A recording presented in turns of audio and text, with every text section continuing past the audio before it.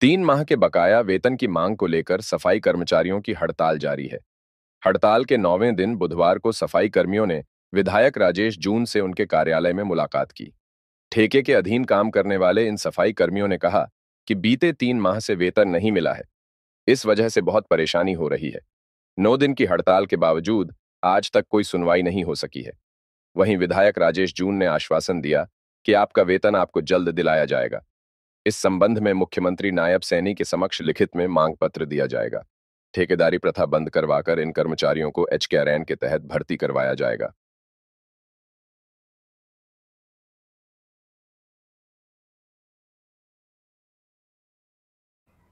देखिए, बादरूगढ़ में बहुत गलत तरीके से हमारे मेहनती सफाई कर्मचारियों के साथ व्यवहार हो रहा है।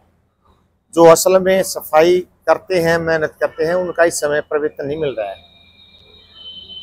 और मैंने भी, जैसे मैं एमएलए बना, मैंने 10-12 बार पूरे बादरूगढ़ शहर में जगह जगह जितने सफाई कर्मचारियों के पॉइंट है वो सारे पॉइंट चेक करवाए कि भाई असल में आप हाजिरी दिखा रखी है आपने 469 आदमियों की, और हम चेक कर रहे हैं तो वहां पे आदमी मिल रहे हैं 220, 230।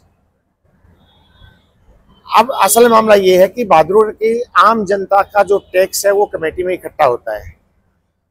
कई करोड़ रुपए साल में इकट्ठे होते हैं और सारा का सारा टैक्स सफाई ठेकेदार को चला जाता है या लाइटों की खरीद पर चला जाता है। विकास के लिए कमेटी के पास पैसा नहीं मिलता। जहां जितना भी ठेकेदार को ठेका जितने अमाउंट का दिया हुआ है उससे उसमें दिखा रखे हैं 500 आदमी, असल में 250 आदमी भी फील्ड में काम नहीं कर रहे हैं। मैं बार बार इन सफाई कर्मचारियों के प्रधानों से, भाइयों से ये कहता आया हूं, जब भी इन्होंने कभी मेरे पास सैलरी की समस्या उठाई है, कि आप मुझे असल में जो जो लोग काम कर रहे हैं सफाई कर्मचारी, उनकी लिस्ट दे दें, उनकी कितनी सैलरी बनती है ये दे दें।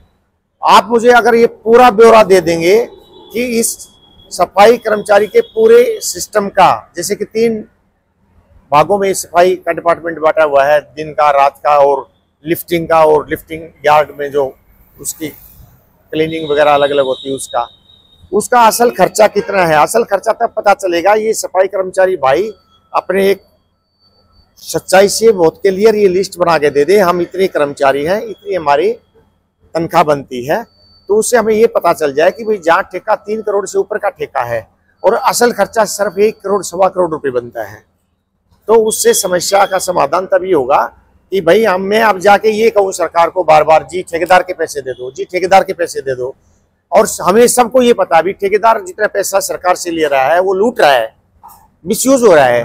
तो हम सरकार के या इस आम जन के कष्ट कमाई के पैसे के, टैक्स के पैसे को ऐसे क्यों लुटवाएं।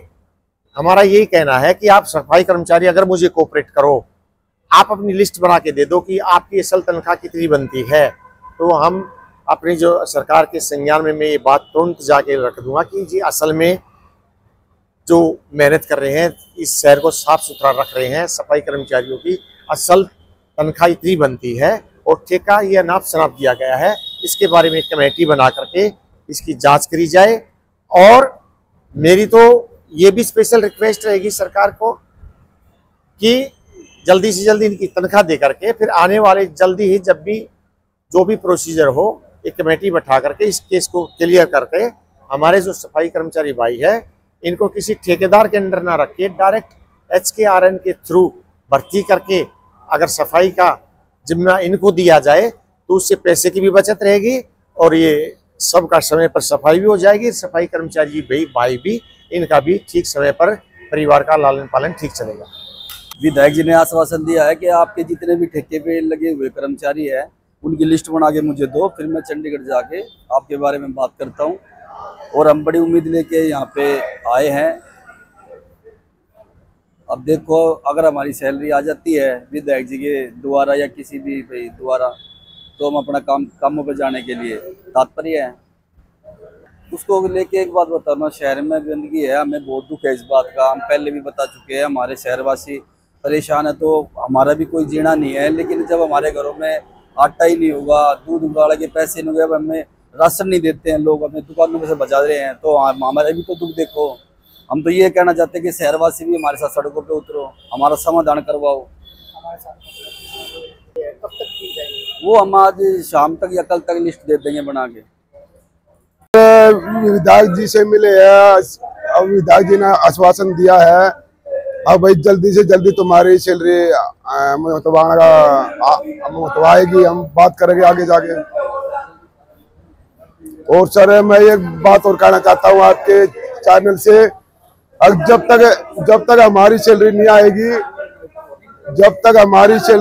तब तक हम काम नहीं करेंगे, जब तक हड़ताल हमारी जारी रहेगी। जब तक हमारी सैलरी नहीं आएगी, जब तक हम हड़ताल जारी रखेंगे, क्योंकि हमारे 3 महीने हो गए, हमारे घर में आटा नहीं है, बच्चे हमारे भूखे मर रहे हैं, बच्चों की फीस ली गई है, बच्चों की कॉपी किताब नहीं आई है।